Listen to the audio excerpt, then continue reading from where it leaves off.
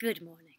I am Alys Mendus, a PhD student at the University of Hull on a scholarship in the Education Department in Freedom to Learn. I am using the method of autoethnography, which is, as Spry says, a self-narrative that critiques the situations of self with others in social contexts. I am using autoethnography in my search for the ideal school. The ideal school. What do you mean when you say the ideal school? I know what you're thinking, as it was Jane Speedy who sat there stuck throughout my whole presentation. What is Alys on about when she says the ideal school? Isn't that an oxymoron? And so it is.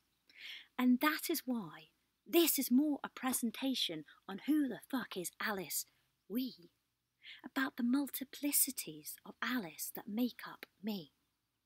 I will lower my shields and invite you to peer through the looking glass at Alys. Today, I will introduce you to snapshots from the rhizome, influenced by Deleuze and Guattari's ideas from 1,000 plateaus, at the interconnected web of my thoughts, allowing you to meet 4 nodal Alyses. Alys the edge dweller, in a hand-woven garland. Alys the school tourist,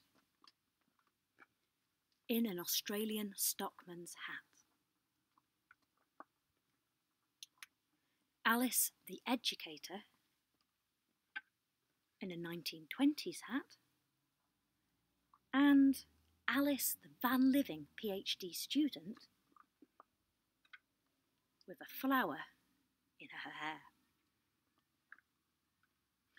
Although many of these pieces began being written in one voice of Alys, they are all iteratively related so that many voices of Alys can be heard. For they are all part of the rhizomatic nomadology of my life, searching for my ideal school around the world, showing glimpses into the complex web of the assemblage, ethnography, or my autoethnographic we. And it's through the lens of bad Alys, towards a queering of the Alys we, that I offer this rhizomatic storytelling of different possibilities, aiming that my embodiment of these stories can act as a utopian performative of hope towards societal change. But what is the queering of bad Alys? And who is bad Alys? Bad Alys follows patterns in my life where I've chosen to step out of the normative way of thinking and being. For example, as a child, this covers my exploration of my other identity as Julius, a Roman-British boy from Vindolanda on Hadrian's Wall. Julius borrowed my parents' home from a visit, aged 6, and slept on the floor of his sister's bedroom for weeks. He makes a bullet wear and has Alys cut off her long hair and declare that she is, wants to be, a boy. However, I see queering like Mendus as not necessarily connected to gender identity or the fluidity of that, but also an exploration of the other spaces, the gaps that this performative autoethnographic piece aims to give a voice. The voice of bad Alys will be omnipresent throughout the rhizome. Let us start with Alys, the van-dwelling PhD student.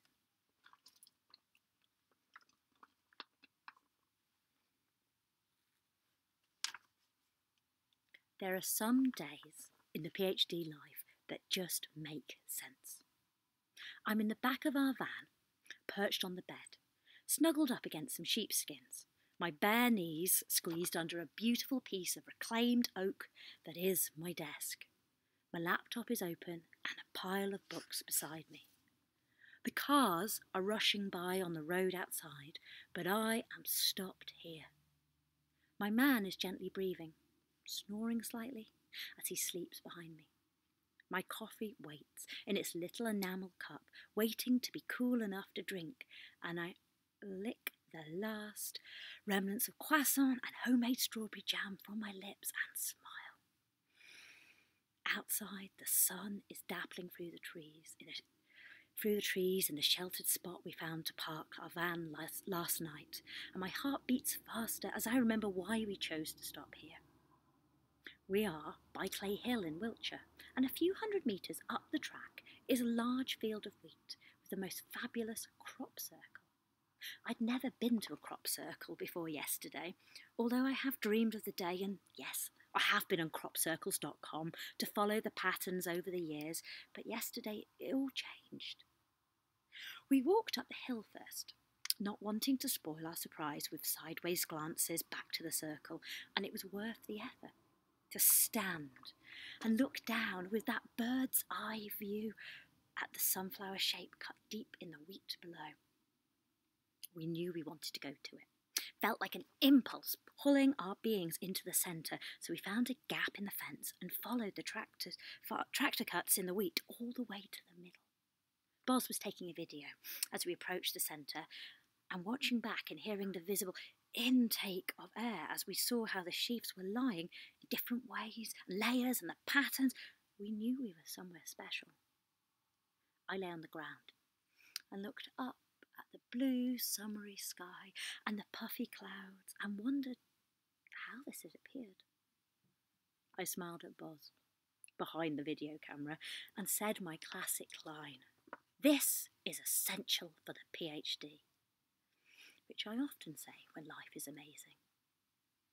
And then, this morning, at first light, we crept back with the hope of the new day hanging over the field, and read shepherd's warning clouds. We lay together in the middle of that crop circle, celebrating our love for each other and the transformative energy of the unknown.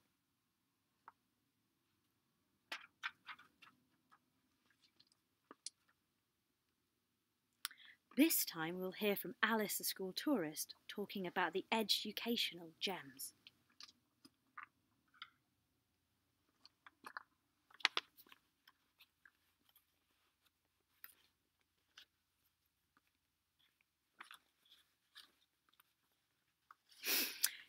It took a while to come to me, for a moment of clarity in the ever-spinning rhizome of my life, to realise that no one school exists in this moment that is my ideal school.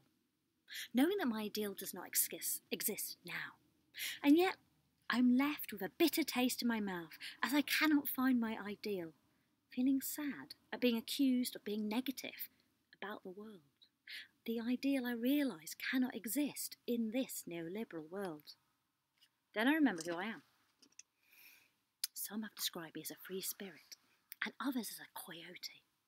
So by cartwheeling these concepts of contempt, I can be smiling as I begin to see the hidden gems sparkle. There are hints at the possibility of change in all but the darkest examples of education. My education of hope. Like a lot of my research, I see the spectrum of queer theory making sense here. The I has no story of its own that is not a story of relations, says Butler. A need for levels of the individual, but with access to community and collective learning, moving away from comparison, grading and hierarchy. It again moves away from the binary. The search for the ideal school is a long way away from the binary of which is better, alternative or mainstream education. Although I'm looking for my gems in the visits, thinking I'm looking for the gems in my visits gives me hope, and I realise that these gems are my education, fills me with delight. The dialogue can continue. These schools I visit around the world may, to varying degrees, aim to educate differently, but they are still pulled and pushed by the reality of neoliberalism. Kumwara in Australia excites me as its gems really glowed, showing that even within the constraints of a set curriculum, self-autonomous learning is possible. This is a school where I can stand as a cultural broker, sharing its stories by word of mouth and in print. And the Home Education Support Centre Floresca in Lisbon, with its learning app, is meeting the curriculum in a modern, autonomous way.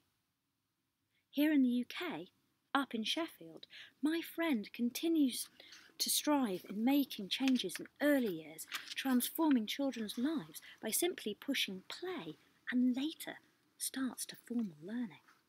it's not too difficult to think outside the box. The Green School in Bali has rejected the International Baccalaureate for its oldest students, replacing it with entrepreneurship and skills for the 21st century. And last week, I was at an exclusive American school in Switzerland with a surprisingly progressive middle school, using Scrum and Agile teaching to incorporate project-based learning into the classroom. And other places are out there, glowing with gems, filling this educational space, helping to create stepping stones towards skills for life within the constraints of the current system. And I want to share these stories, as the knowledge allows me to piece together my current ideal, as well as giving me ideas for how to parent and educate my future children. For I am seriously considering unschooling, world schooling, and change from the need to be part of an established school. We can live anywhere. I am no longer defining myself as a teacher, having researched myself out of the job. The querying of my existence now legitimises my life, so does the mobilities paradigm as it supports my nomadology. The world is my oyster. It allows me to breathe and realise our itinerant life is just fine. And the search for the ideal has given me some stories of hope, but still under the shadow of now.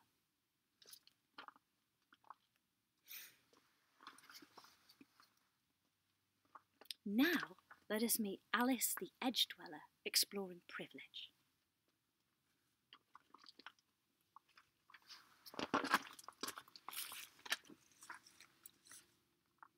I'm going to tell you a story about privilege. I'm at the Dark Mountain weekend, an event that was held up on Dartmoor at Embercombe last September. Although it was only early autumn, the weather is wet and chilly and there are gales blowing. I'm in the main hall, about to listen to the well-respected storyteller Martin Shaw. From my viewpoint, on the cushion on the floor, I look up in awe at Martin Shaw. The thought that I am hero worshipping flits across my mind, and I think about gender, status and hierarchy and realise, yes, it is another ohm up there. An ohm is my term of 2016, an old white man. Yet it is seemingly ageist and sexist, but it is intimately connected to assumptions of privilege and entitlement. It is a thing that has come into my life as I explore myself as an edge dweller, someone interested in alternative ways of living and educating, that I have come across the hierarchy and presence of the ohm. There is this sense of privilege, ownership of a project or concept, and a confidence in their body. It is an embodiment of ohmness that scares me. A couple of times last summer, it was also accompanied by what seemed like an ohmed assumption of what was his in terms of not needing consent to kiss my lips, rather than my cheeks, as we said goodbye, or to hug without asking. This is part of the Venn diagram of my life, crossing into the awkward in-between stages as I am in two alternative bubbles, but I take the values of one into the other. Maybe I am Guru's cultural broker in my life, rather than, or as well as, in the sharing of ways to educate differently. As I tell my friends about my own complex, we also wonder about OW, old white women. One of my friends had heard something on Women's Hour on Radio 4 about the role of older women in society, about how in every species, except for humans and killer whales, when the females die when they are no longer fertile, rather than go through the menopause. Maybe this is important to reflect on. If women are designed not to die, but to transform, then maybe there is a special role or respect needed for these women. Even with my terms, ohm and ow, I know that one of my utopias for future community living and learning environments has people of all ages living together. However, I do not like hierarchies where a younger person's voice is not heard. It's something that I struggled with when we visited Tamara, a global eco-village community, which included a school in Portugal. They communicate and solve challenges using something called Forum, which is led by someone valued by the community who has lived there for 10 to 15 years. This frustrated me. And maybe I am too arrogant and or impatient, and I think my voice is valid and that I have the skills to hold a group. But I do not agree that only elders are able to hold spaces, even though I recognise that certain people who are older than me can be my teachers, and I respect their wisdom and sharing aspects of their lives. I just want me, and others my age and younger, to be seen. I realise that it's not just my own and our complex that is an issue here, but it is a deeper connection to power and control. Or as David Gribble, who has written many books on alternative and democratic education around the world, says, the real challenges for education are conformity and obedience. Not just the students, but all the adults involved in the system as well. After Martin Shaw at the Dark Mountain weekend, I heard David Abrams speak, wowing me with the possibility that a future is no longer human or literate. His ideas for the future of education as oral storytelling outside in nature really excited me until I began to think about my own privilege. I am literate and I have a degree and a postgraduate qualification and another postgraduate degree, and now I'm working on a PhD. I'm not sure that I have a leg to stand on, although I do love learning, in it for its own right. I don't just take courses that I get a qualification for, and each thing I learn teaches me more about the world and about myself. However, I know there are important societal connections between the number of literate women in developing countries and childhood mortality and women's health in general, so I struggle to say that literacy is bad, but at the same time I am really thinking more deeply about the concepts of power and control connected to education. I must not forget the political issue of who dictates what children must learn, and although I hope we have moved on, there is still a colonialistic history of education and expansion, as well as neoliberal outcomes of high-stake test grades being the end result of education.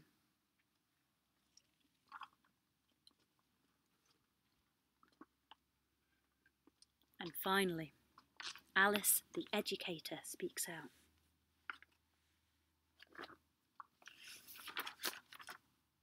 Who is Alys We? My positionality posits me away from the others being regular teachers, often people like me who did well in school, but for some reason I don't fit. The queering of Bad Alys justifies this, yet still I have entered a hierarchical career. How? When I thought I was an anarchist. Is there hope for me? For teaching? For education? I think the future is not teaching. Learning, yes, but not teaching.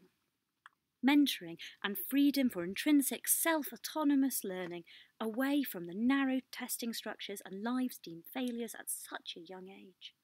Alys We peers through the looking glass, searching for beauty and calm learning environments, with adults that share life skills, promoting democracy, free thinking and passion for life, and caring for each other.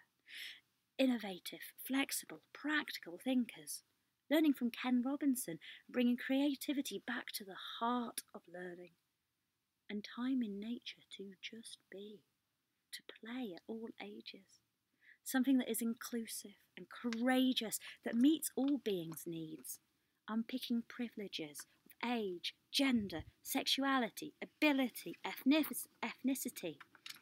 Not just stepping away, but revolutionising old thinking. It even questions current alternatives. For it is a spectrum of education, a radical, non-binary approach that draws on the current strengths, the gems, but dreams for a future, for the visions of the not yet thought, made possible by giving young people the freedom to fly. and to de-school teachers and de-school the system, and chuck out not just the word school, but the institution itself. For there is no ideal school, as school is not the answer.